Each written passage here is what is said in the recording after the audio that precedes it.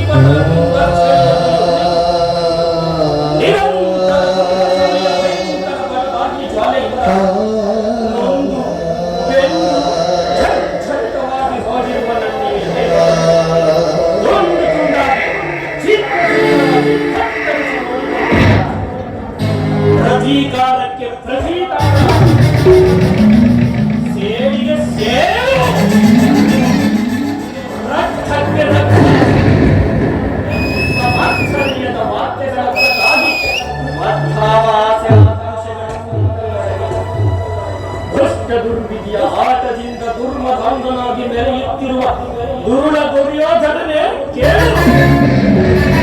ನಾನು ಕೂಡ ನಿನ್ನಂತೆಯೇ ಏಕಚಕ್ರಾಧಿಪತ್ಯವನ್ನು ಸ್ಥಾಪಿಸಿ ಸದತ್ತ ಸಾಮಂತರಿಂದ ಓಲೈಸಿಕೊಂಡು ಸಾಮ್ರಾಟನತೆಯೇ ರಾಜಾಧಿರಾಜ ರಾಘವೇಂದ್ರ ಸಂಭವನಾದೀಶ್ವರ ಶತಸಾರ್ವಭೌಮನ ಜಯತೆ. ಆದರೆ ನನ್ನ ಅಂದಿನ ಆಸೆ ಆಕಾಂಕ್ಷೆಗಳೆಲ್ಲವೂ ಗಾಳಿಗೋಪುರವಾದ ಚಿಂತೆಯಿಲ್ಲ ಪೂಜಾಟ ಗತಸ್ಮರಣೆಯಿಂದ ಭವಿಷ್ಯವು ಅಲಸಿ ಮಾಡುತ್ತೆ. ಅಂತೆಯೇ ನಾನು ನಿನ್ನೊಡನೆಯೇ ಸೇರಿ ಮುಳ್ಳನ್ನು ಮುಳ್ಳಿನಿಂದಲೇ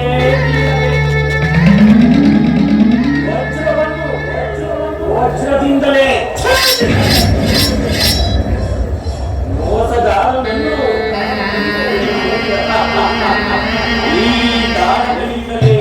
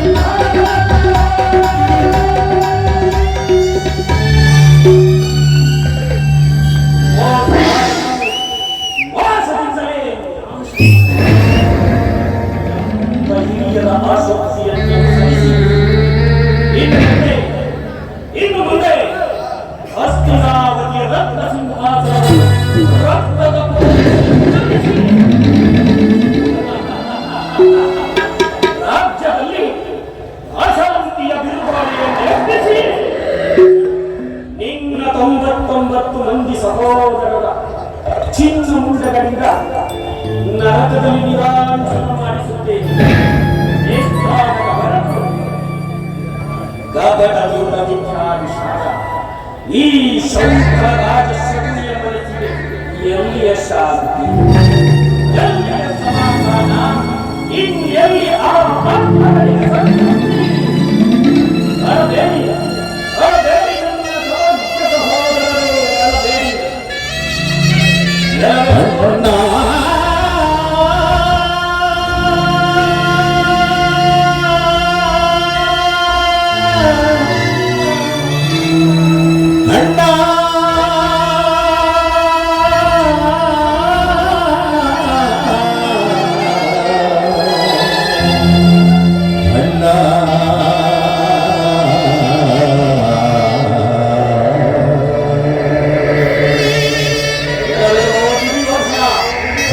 ನರಕದ ಜಲಮಾಲೆಯಲ್ಲಿ ಬಿದ್ದರೂ ಈ ಶಕುನಿಯಿಂದ ನಿನಗಾಗುವ ಹಿಂಸೆಯು ಅತಿ ತಾಯಿಯ ಕಣ್ಣೀರಿನಿಂದ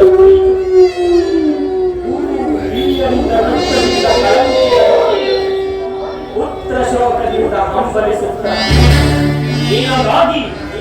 ನೀನಗಾಗಿ ಒಂದು ನಿಟ್ಟುಸಿರು ಬಿಡುವವರಿಲ್ಲದೆ ಒಂದು ತೊಟ್ಟು ಕಣ್ಣೀರು ಹಾಕುವರು ಇಲ್ಲದಂತೆ ಮಾಡಿ ನರಕದ ಮಾರ್ಗವನ್ನೇ ಹುಡಿಸುವೆ.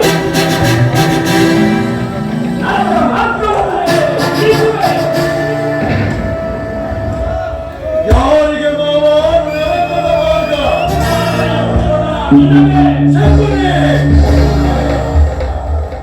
ನಿನಗೆ ಬಂದು ಬೈದಿರಲಾಗ ಅಷ್ಟರಲ್ಲಿ ಏಕಯ್ಯ ಆಕಾಶ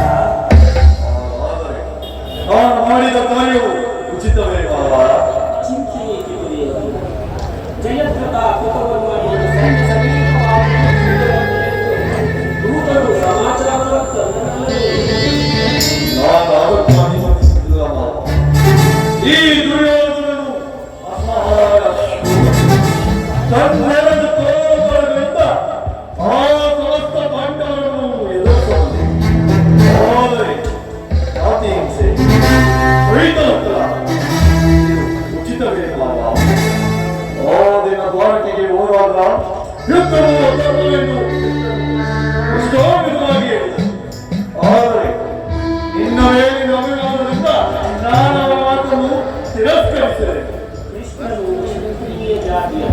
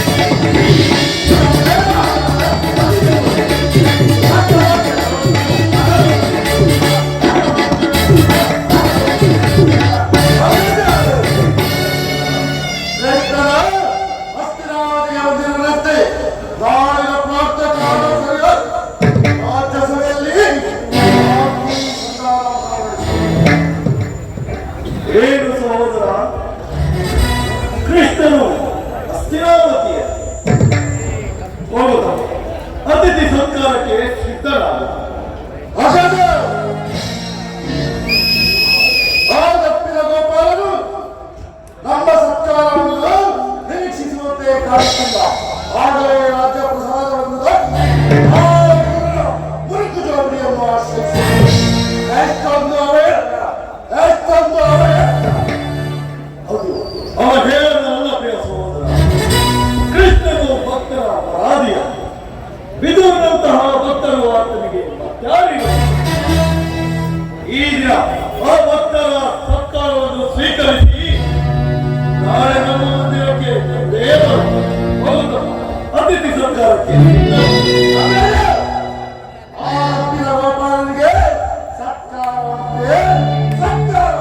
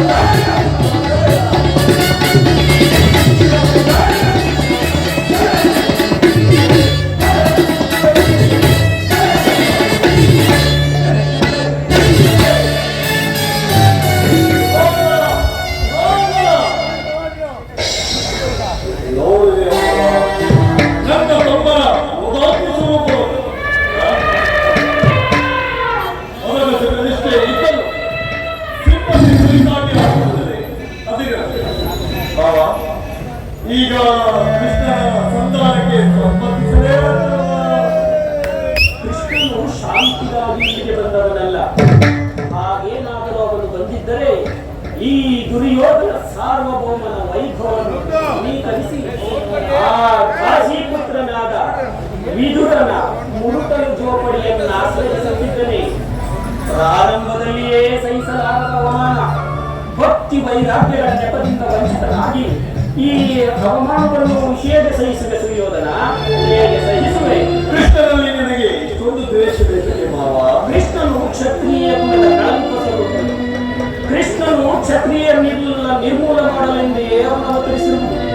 ಭಾರತ ವರ್ಷದಲ್ಲಿ ಕೃಷ್ಣನನ್ನು ಯಾರು ಭಗವಂತ ಎಂದು ಪೂಜಿಸುವವರೋ ಅಂತಹವರನ್ನೇ ಅವನು ನಾಶ ಮಾಡುವುದು. ಜರಾಸಂಧ, ಶಿಶುಪಾಲ ಇವರು ನಿನಗೆ ಎಂತಹ ಮಿತ್ರರಾಗಿದ್ದರು, ಅಂತಹವರನ್ನೇ ಕಾರಣವಿಲ್ಲದೆ ಸಂಹಾರ ಮಾಡಿದರು. ಕಂಸನನ್ನು ಕೊರಡು ಮಾಡುವುದು ಮುದುಕರಾದ ಉಗ್ರ ಸೇನೆಗಳಿಗೆ ನವಮಾತ್ರಕ್ಕೆ ಸಿಂಹಾಸನದಲ್ಲಿ ಕೂರಿಸಿದ ಸುರಕನಾಗಿ ಮಾಡಿ ತಾನು ರಾಜ್ಯಲಕ್ಷ್ಮಿಯನ್ನು ಅಲಂಕರಿಸಿಕೊಂಡರು. ಇಂಥವನಿಗೆ ಮನ್ನಣೆಯೇ ಪೂರ್ವೇಶ್ವರ, ಇಂಥವನಿಗೆ ಮನ್ನಣೆಯೇ. ಹಾಗಾದರೆ ಆ ದಿನ ನನ್ನನ್ನೇ ತೆಗೆಯ ಗೋಪಾಲಕರ ಮನೆ ಬಾಗಿಲಲ್ಲಿ ಕಳಿಸಿದೆ. ಆ ನಂತ ಗೋಪಾಲಕರ ಮನೆ ಬಾಗಿಲಲ್ಲಿ ನಿಂತು ಸಹಾಯ ಬೇಡುವುದು ಈ ದುರ್ಯೋಧನನಿಗೆ ಉಚಿತವೇ ಮಾವ? ಅದೇನದು ಈ ನಿನ್ನ ಉದ್ದೇಶ?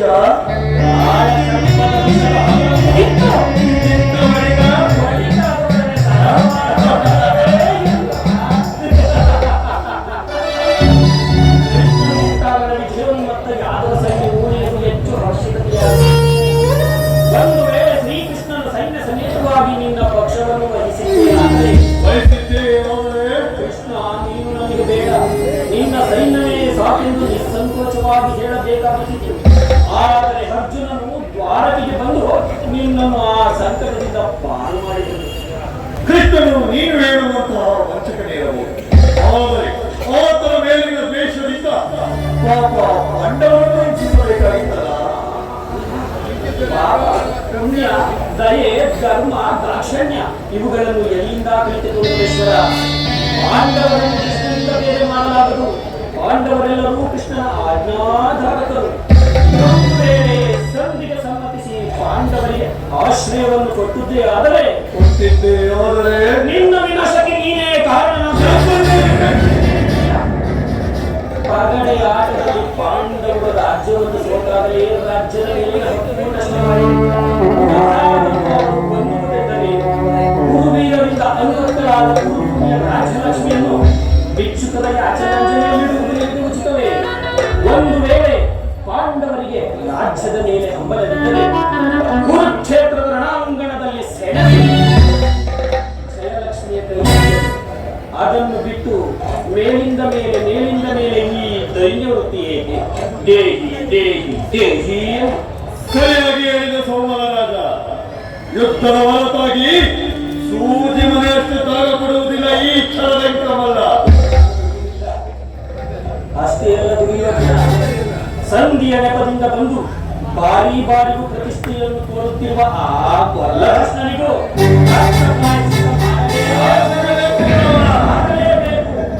ವಿಚಾರದಲ್ಲಿ ನನ್ನ ಒಂದು ಸಲಹೆ ಇರುವುದು. ನನ್ನ ಸಲಹೆ ಯಥಾ ಸಮಯದಲ್ಲಿ ನಿನ್ನ ಸಲಹೆ ಹೊರತಾಗಿ ಯಾವ ಕಾರ್ಯವನ್ನು ಮಾಡುವುದಿಲ್ಲ ಈ ಕ್ಷಣದಂಕಮಲ್ಲ. ಈ ದುರ್ಯೋಧನನ ಹಠ ಇದೆಯಲ್ಲ,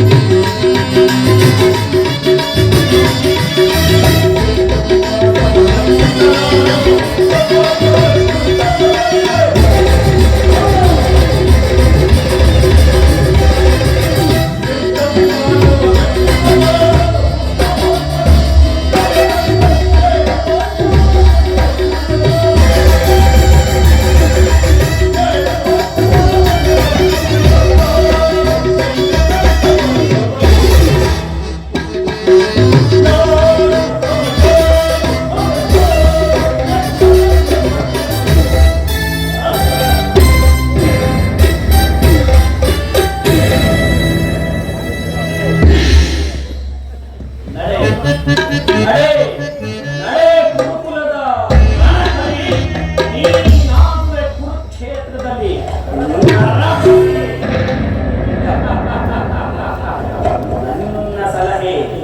ನನ್ನ ಸಲಹೆಯನ್ನೇ ಕೇಳುತ್ತಿರು. ಆದಷ್ಟು ಬೇಗ ನಿನ್ನ ಕುರುಕುಲದ ವಂಶದ ಬೇರನ್ನೇ ಕಿತ್ತೊಗೆದು ಮುಗಿಸುವುದು ನಿನ್ನ ಕಥೆ.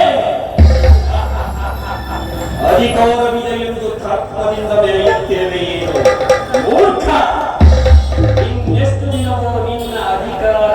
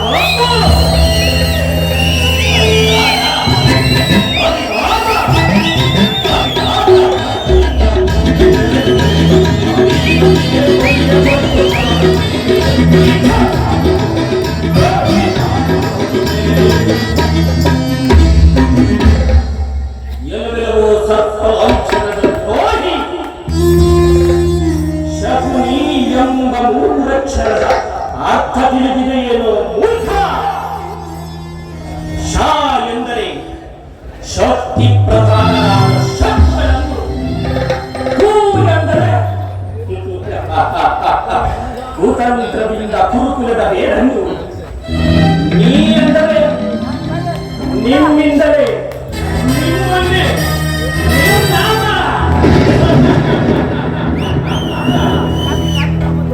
ಎಲವೆಲವೋ ದುರ್ಯೋಧನ,